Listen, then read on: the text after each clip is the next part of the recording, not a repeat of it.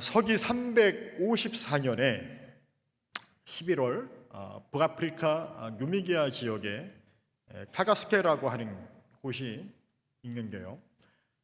이곳은 오늘날 알제리의 스프라라스라고 하는 곳인데 바로 이곳에서 한 아이가 태어납니다. 이 아이는 훗날 2000년 기독교 역사 속에서 제가 개인적으로 생각할 때에는 사도 바울과 쌍벽을 이루는 그런 인물로 추앙받게 되죠. 대체 이 아이가 누굴까요? 이 그림이 이 아이가 누구인지를 보여줄 것입니다. 뭐라고 써있죠, 여러분들? 성 어거스틴이라고 그렇게 나와 있습니다. 이 어거스틴을 제가 여러분들에게 지금 소개하고자 하는 이유는 뭐냐면 이 어거스틴이 정말 위대한 사람이었다라고 하는 걸 제가 말하기보다는 이 어거스틴의 삶이 좀 특별했습니다. 왜 특별했느냐? 여러분, 세인트 어거스틴 그렇게 불릴 정도로 정말로 어떻게 보면은 이 성 어거스틴은 어렸을 적부터 정말로 왠지 모르게 진짜 뭐라고 할까요? 성직자, 경건한 성직자의 길을 온전히 쭉 걸어왔던, 조금의 어떤 잘못된 길로 가지도 않았고 조금의 어떤 잘못된 일을 하지도 않았고 조금의 어떤 잘못된 생각을 하지 않았을 것 같은 그런 사람이 아니었다라고 하는 거죠. 세인트 어거스틴이라고 하는 말이 무색할 정도로 사실 이 사람은 오히려 정반대의 인생을 살았던 사람이었습니다. 그는 젊은 시절 오랫동안 신앙을 떠나서 세상의 쾌락, 인간의 쾌락만을 추구하며 살았던 인물이기도 하였습니다. 또한 오늘날 신천지 같은 그 당시에 가장 큰 이간이었던 이 만이교에 심취하여서 그 만이교에서 헤어나오지 못했던 인물이었죠. 여러분, 그런 아들을 항상 옆에서 지켜보았던 그의 어머니 모니카가 있었습니다. 그 어머니 모니카는 참으로 신실했던 기독교인이었죠. 그런 어머니 모니카가 바로 이 어거스틴을 바라보면서 항상 답답했습니다. 대체 저 아들이 언제 정신을 차릴라나? 아들에게 말합니다. 야, 어거스틴, 너 대체 언제까지 그럴 거냐? 너 하나님이 두렵지도 않냐? 너 잘못된 길로 가면 안 된가? 너 이런 일을 하면 안 된가? 너 대체 왜 그러냐? 라고 그렇게 계속해서 이야기를 하죠. 그럼에도 불구하고 아들 어거스틴은 아랑곳하지 않고 자신의 욕망대로 살기를 원합니다. 어머니 모니카에게 아들을 바라보면 그 현실은 정말로 절망적이었습니다. 잘못된 길로 가는 거 뻔히 다 알고 있고 다 그 마지막 끝이 보임에도 불구하고 그렇게 이야기하고 정신 차리지 못하는 그 아들이 참 답답했습니다. 기도도 했겠죠. 어긋난 길로, 멸망의 수렁길로 깊이 빠져들고 있는 그 아들을 볼 때마다 가슴이 미어집니다. 그래서 아들을 위해서 언제부턴가는 하나님 앞에 매달립니다. 하나님, 제가 아무리 잔소리해도 들어먹질 않습니다. 하나님, 어떻게 하면 좋습니까? 하나님이 도와주세요. 하나님이 저 아들을 책임져 주세요. 하나님이 저 아들을 이끌어 주시기를 원합니다. 그때부터 그녀의 시선은 하나님께 고정이 됩니다. 하나님 앞에 매달리는 거예요. 그 아들을 위해서. 그럼에도 불구하고 현실은 바뀌지 않습니다. 현실은 오히려 기도할수록 더욱 멀어지는 것 같습니다. 그러나 어머니 모니카는 오랫동안 보이지 않는 그 아들의 모습일지라도, 변화되지 않는 아들의 모습일지라도, 그럼에도 불구하고 끝까지 그는 하나님 앞에 그녀는 눈물로 아들을 위해서 기도한다라고 하는 것이죠. 훗날 그 어머니의 눈물의 기도로 아들 어거스틴은 극적으로 사도 바울처럼 회심을 경험하게 됩니다. 그리고 훗날 이 어거스틴이 고백록이라고 하는 책을 쓰게 되면서 그 책에 이런 일화가 기록되어 있습니다. 한 휴교가 너무도 울며 기도하는 그 아들을 위해서 울며 기도하는 그 어머니 모니카에게 이런 취지의 말을 했다는 거예요. 그토록 많은 눈물의 아들이 멸망하기는 어렵습니다 라고 그렇게 그 주교가 그 어머니 모니카에게 이야기했다는 것이죠. 당신이 그렇게 그 아들을 위해서 수없이 많은 날을 눈물로 기도했는데 그런 아들은 지금 앞이 보이지 않는가 할지라도 잘못된 길로 가고 있다 할지라도 결코 망하지 않을 것입니다 라고 그렇게 이야기를 했다라고 하는 것이죠. 그것이 어거스틴이 기록한 그 고백록에 적혀있는 일화입니다. 그만큼 자신의 어머니가 자신을 위해서 기도했다라고 하는 것이죠. 결국 오랜 세월이 지나고 386년에 밀라노에서 드디어 어거스틴의 삶이 뒤집힙니다. 그리고 다음 해에 암브로시우스라고 하는 위대한 주교에게 드디어 세례를 받게 되는 것이죠. 그리고 오늘 우리가 알고 있는 바로 하나님의 사람으로서의 길을 가기 시작합니다. 사랑하는 성도 여러분, 지난주 우리는 엘리야의 기도를 통하여서 막힌 하늘을 여는 기도는 과연 어떤 기도인지, 그리고 어떤 믿음이 있어야 하는가에 대한 질문을 가지고 함께 은혜를 나누었습니다. 그리고 그 첫 시간으로 지난주 우리는 막힌 하늘을 여는 기도는 바로 현실보다, 상황보다 하나님의 약속의 말씀을 붙드는 이 기도가 있어야 한다라고 하는 것을 우리가 나누었다면, 오늘은 그 두 번째 시간으로 바로 어거스틴의 어머니 모니카처럼 아무것도 보이지 않는다라고 느껴질 때, 아무것도 보이지 않고 끝까지 드리는 기도가 우리에게 필요하다라고 하는 것입니다. 한번 따라해 볼까요? 아무것도 보이지 않고 끝까지 드리는 기도. 할렐루야. 이것이 바로 막힌 항해를 여는 기도의 두 번째 비밀이다라고 하는 것이죠. 우리 열왕기상 18장 42절을 같이 한번 다시 읽어보기를 원합니다. 준비 시작.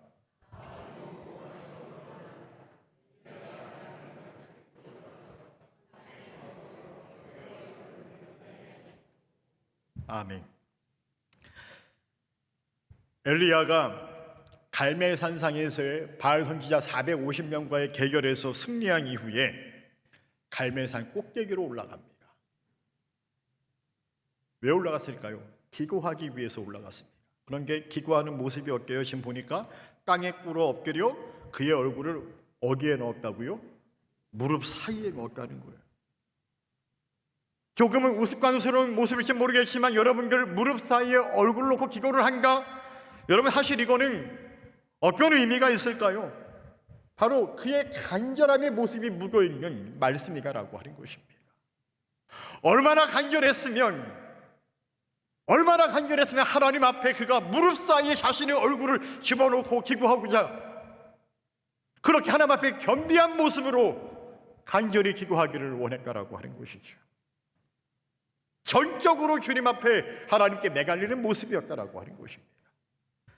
이렇게 간절히 기도하고 있는 엘리야가 그의 사환, 여기서의 사환은 어떤 노예의 종을 의미하는 것이 아닙니다. 바로 시중 드는 사람을 의미해요. 다시 말하면 그 옛날 여호수아가 모세를 도왔던 것처럼 바로 이 사환은 그렇게 엘리야를 시중 드는 사람입니다. 그 사환에게 엘리야가 말합니다. 올라가서 바다 쪽을 바라봐라. 사환이 선지자 엘리야의 말을 듣고 순종하여 올라갑니다. 그리고 바다를 바라보는 게 아무것도 안 보여요. 이야기합니다. 엘리야에게 아무것도 없습니다. 선지자요. 아무것도 없다. 여러분 기도했는 게 아무것도 없다는 거예요. 여러분 기도하는 사람에게 아무것도 없다? 이것보다 낙심되는 말이 있을까요? 어쩌면 우리가 신앙생활을 하며 가장 힘들어한 때가 신앙의 회의감을 느낄 때가 이런 때가 아닐까요? 우리는 몇 번 기도하다 쉽게 결론을 내는 경우들이 있죠. 아유 기도하고 별 소용이 없나 봐. 기도하고 달라지는 게 없네. 아무래도 하나님의 뜻이 아닌가 봐. 하나님이 아무래도 내 기도를 듣지 않으시나 봐. 아유 이제는 포기해야겠다.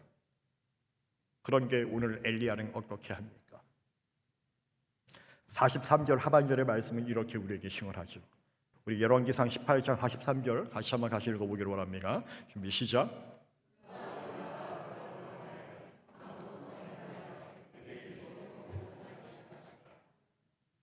아멘. 아무것도 없나이가 라고 그렇게 사환이 말하니까 엘리야가 말합니다. 7번까지 다시 가라.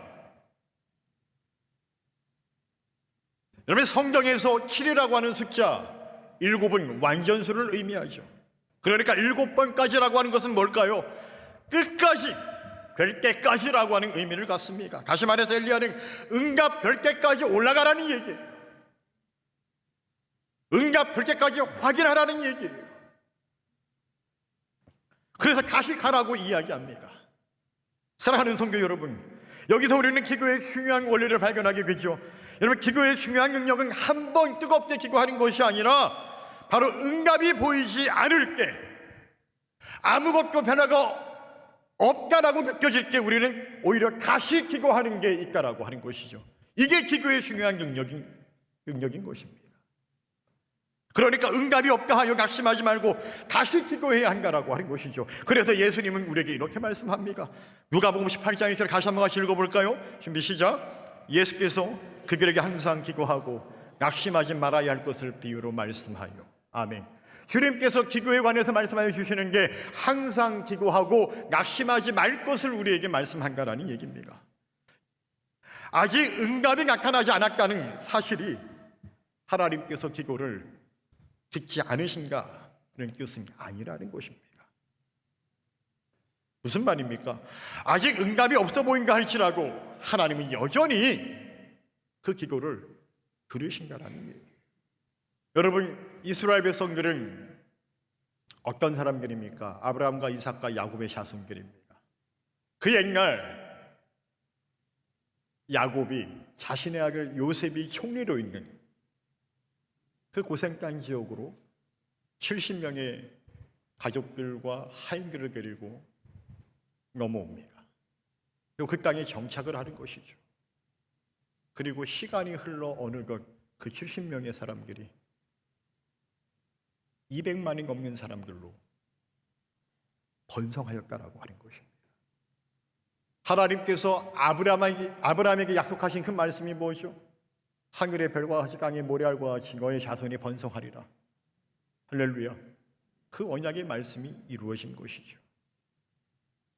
아브라함에게는 그 당시에는 아무것도 보이지 않는 현실이었지만 그러나 시간이 흘러 어느덧 그 말씀이 성취되었다라고 하는 것입니다. 그런 게 문제는 뭐냐면 요셉이 죽고 나서 이집트에 요셉을 알지 못하는 새로운 왕조가 들어섭니다.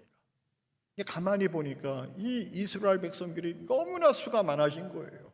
여차하면 이집트의 본토인들보다 더 많아져서 우리를 위협할 것 같으니까 그들이 취한 정책이 무엇입니까? 노예화 정책이었습니다. 그래서 이스라엘 백성들이 하루아침에 노예로 전락되었고 무려 400년이 넘는 시간 동안 약 430년간 그들을 출애굽할 때까지 노예 생활을 하게 되었죠. 여러분, 노예 생활이 얼마나 고달프겠습니까? 얼마 전에 광복절이었죠. 여러분, 우리나라가 일본으로부터 몇 년간 식민 지배를 받았습니까? 36년이죠. 36년이 길어요, 짧아요? 길죠. 3년 6개월가 아니고 36년입니다. 36년을 식민 지배를 받는데 아마 그 당시에 사람들이 했을 거예요. 아마 대한제국의 독립은 없을 것 같다, 이렇게 생각하는 사람들이 한둘이 아니었을 것 같아요.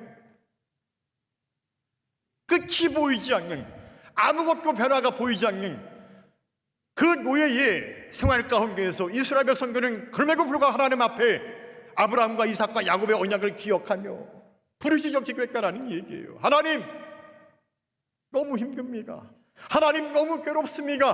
하나님, 아브라함과 이삭과 야곱의 그 언약의 하나님이 언제 이 약속이 우리에게 성취될까요? 힘들지만, 앞이 보이지 않지만, 변하지 않을 것 같지만, 그러니까 그들은 하나님 앞에 기도했다라는 얘기예요. 부르짖어 간구했다는 거예요. 그런 게 그 기도를 하나님이 뭐라고요? 들으셨다라고 하는 것입니다. 들으셨다. 조지 뮬러가 얘기한 것처럼 하나님은 여전히 들으신다라고 하는 얘기. 하루는 한 권사님께서 눈물로 생전 처음 보는 목사님을 붙잡고 말씀하세요. 목사님, 내가 내 남편의 구원을 위해서 기도하였습니다. 내 남편의 변화를 위해서 열심히 기도했습니다. 그런데 저는 제 남편이 구원 못 받을 줄 알았어요. 왜냐하면 제가 아무리 기도해도 저 인간의 그 성품과 기질이 안 바뀔 것 같다, 그렇게 생각이 드는 거예요. 보니까는. 왜? 늘 경험했으니까. 아휴, 기도해도 안 바뀔 것 같은데. 그런 게 또 기도했대요. 왜? 남편이 불쌍해서 기도했대요. 바뀔 것 같지 않지만 또 기도했다는 거예요. 계속해서. 그런 게 목사님, 놀라운 일이 일어났어요. 16년의 기도가 마침내 응답받았습니다. 무슨 말입니까? 남편의 구원을 위해서 그 여자 권사님이 16년 동안 기도했다는 거예요. 16년. 여러분 16년 기도해 보신 적 있어요? 여러분 얼마나 기뻤을까요? 얼마나 감사했을까요? 아마 어머니 모니카처럼 기뻐하지 않았을까요? 그 아들이 극적으로 회심을 해서 세례를 받게 되는 게 얼마나 기뻐했을까요? 여러분 동일한 마음이지 않았을까요? 그렇게 내 남편이 드디어 예수님을 영접했다라고 눈물을 뚝뚝 흘리면서 너무나 기뻐하면서 간증을 무려 3시간을 하는 게, 그럼 여기서 제가 질문 하나 드릴게요. 그럼 여러분들 대체 그 목사님은 그 3시간이나 그 이야기를 들었던 대체 그 목사님은 누구였을까요? 센스가 있는 분들은 아실 것 같아요. 누구였을까요?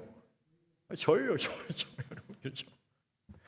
제가 옆에 교회, 선배 교회 목사님께 갔다가 갑자기 생판 모르는 권사님이 저를 보고 목사님 저 지금 따라오시라고 그래가지고 갔더니만은 당신 예식으로 저를 데리고 가길래 나를 왜 데리고 갈까? 저는 영문도 모르고 따라갔다가 거기서 그날 3시간을 잡혀서 기도하는 게 여러분들 처음에는 힘들었어요. 제가 와 이게 힘들더라고요. 이게 나중에는 그 간증이 너무 은혜가 되더라고요. 오히려 제가 은혜 받고 보전 받고 제가 오히려 담임 목사가 아닌 제가 오히려 축복기도로 제가 왔어요. 그날. 여러분 그 권사님의 눈물의 그 기도와 그분의 그 엄청난 그 기쁨과 감사의 모습이 지금도 저는 잊혀지지가 않습니다. 성도 여러분, 기도와 응답 사이에는 종종 우리가 원하지 않는 기다림의 시간이라는 것이 있다라는 얘기예요. 조지 밀러처럼 어떤 사람은 1년 만에 응답받고 회심하는 게, 어떤 사람은 자기가 죽는 그 순간까지 기도해도 응답받지 못하는 사람이 있어요. 이 권사님처럼 16년 만에 응답받는 그 기다림의 시간들이 간격이 있기 마련이다라고 하는 것입니다. 우리는 그것이 없으면 좋겠지만 그런 게 우리의 의지와 상관없이 그 기다림의 시간은 늘 존재할 수밖에 없는 거예요. 중요한 것은 그 기다림 속에서 하나님은 단지 어떤 상황만을 바꾸시려고 하는 것이 아니라 바로 남편을 위해 기도했던 권사님처럼 아들 어거스트를 위해 기도했던 그 어머니 모니카처럼 기도하는 나 자신과 기도하는 우리를 하나님이 기도하는 중에 우리를 바꾸신다라고 하는 것입니다.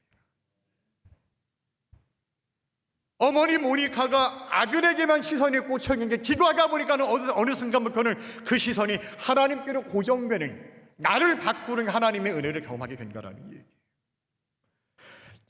남편에게 시선이 고정된 게 어느 날부턴가 하나님께서 기도할 때 남편이 아닌 하나님께 자기의 시선을 고정하게 하는, 기도하는 나 자신을 바꾸시는 하나님을 내가 경험하게 된다라고 하는 얘기.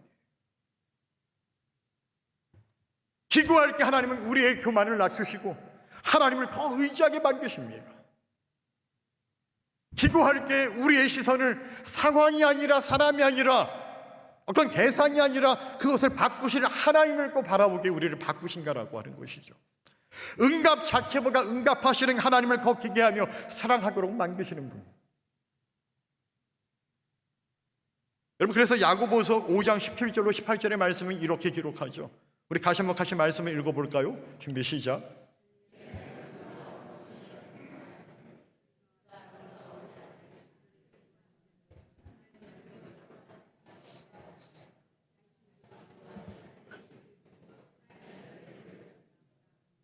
아멘. 야고보서에서 엘리야에 관한 부분을 기록하고 있죠. 성경에 이렇게 기록합니다. 오늘 이 말씀에서 우리가 주목해야 될 부분이 있는데요, 바로 이거예요. 엘리야는 어떤 사람이라고요? 우리와 성정이 같은 사람. 그가 다시 뭐 했다고요? 다시 기도했다라는 거예요. 엘리야는 어떤 특별한 초자연적 능력이 있어서 기도했던 사람이 아닙니다. 그냥 우리와 똑같은 사람인 거예요. 엘리야도 여러분들 대단해 보이지만 사실 저 사람도 연약한 사람이에요. 갈멜산상에서의 개결 이후에 여러분 이 엘리야가 어떻게 됩니까? 이세벨이 자기를 죽일까 봐 피해서 도망가요. 하나님 앞에 한탄하죠. 하나님 나 이제 어떡합니까? 아니 내가 만약 엘리야였으면 나는 그렇게 얘기 안 할 것 같아요. 왜? 위대한 하나님의 능력으로 봤잖아요 내가. 근데 그 엘리야는 뭐예요? 도망가요. 이세벨이 무서워서. 그리고 숨어 있어요. 그리고 하나님 앞에 나 이제 어떡합니까? 라고 하는 거예요. 그때 하나님이 그에게 와서 위로해 주고 다시 그를 세워주시죠. 무슨 말입니까? 엘리야도 우리처럼 상황을 볼 수 있고 그 상황 때문에 무너지고 낙담할 수 있는 연약한 사람이라는 얘기예요. 그러니까 그런 엘리야도 뭐라는 거예요? 주님 앞에 다시 그가 기도했다라고 하는 것입니다. 기다림의 시간 속에서 하나님의 엘리야의 생각과 마음과 시선을 바꿔주셔서 그가 다시 기도하게 하신다라고 하는 거예요. 그러니까 오늘 우리도 기다림의 시간 가운데 다시 기도해야 한다라고 하는 것입니다. 성도 여러분, 3년 6개월 동안 막혔던 이스라엘의 하늘이 그냥 열린 것이 아니라는 얘기예요. 하나님께서는 우리와 성경이 같은 엘리야의 그 다시 기도하는 그 기도를 하나님의 뜻을 이루시는 통로로 사용하신다라고 하는 것입니다. 물론 그렇다고 우리의 기도가 하나님의 주권을 마음대로 움직이는 그런 것은 아닙니다. 우리가 기도한다고 하나님의 계획을 억지로 우리가 변경시키는 것도 아닙니다. 중요한 것은 하나님께서는 놀랍게도 기다리고 인내하며 다시 기도하는 그 기도를 하나님의 뜻을 이루시는 수단으로 정하셨다라고 하는 것이죠. 그래서 우리가 종종 기도가 하나님의 께를 앞당깁니까? 라고 하는 이런 말을 사용할 때 그것은 우리가 하나님을 재촉하거나 조종한다라고 하는 뜻이 결코 아닙니다. 그것은 하나님께서 정하신 은혜와 그 응답이 우리의 삶 가운데 나타나도록 기도로 준비하고 참여한다라고 하는 의미인 것이죠. 그러므로 오늘 저와 여러분이 오래 기도한 제목이 있습니까? 그러면 여러분들 결코 포기하지 마시기를 주님의 이름으로 축원합니다. 여러분들이 자녀를 위해 지금까지 기도하셨다면 그런 게 그렇게 기도해도 아무런 응답이 없을 것 같고 변화가 없어 보이는가 할지라도 여러분들 계속 다시 기도하는 은혜가 있기를 주님의 이름으로 축원합니다. 여러분들의 남편과 아내를 위해 기도하셨다면 다시 기도하기를 주님의 이름으로 축원합니다. 여러분들이 가정의 구원을 위해 기도했습니까? 그럼 다시 기도하기를 주님의 이름으로 축원합니다. 여러분들이 교회의 부흥을 위해 기도했다면 여러분 계속해서 다시 기도하는 은혜가 있기를 간절히 주의 이름으로 축원합니다. 여러분 나라를 위해 기도했습니까? 여러분 끊임없이 나라를 위해서 다시 기도하는 은혜가 있기를 간절히 주의 이름으로 축원합니다. 혹 여러분들이 내가 기도를 포기하고 싶다라고 느껴질 때 그때 오늘 꼭 이 말씀을 기억하기를 바랍니다. 7번까지 다시 가라. 할렐루야. 사랑하는 성도 여러분, 혹시 오늘 우리가 드리는 이 기도가 7번째 기도일 수도 있습니다. 아무것도 보이지 않는가 하여 응답 직전에 포기하는 것이 아니라 엘리야처럼 7번째 다시 기도를 드림으로 막힌 하늘의 문을 여는 기도 응답의 축복자들이 가으시기를 간절히 주님의 이름으로 축원합니다.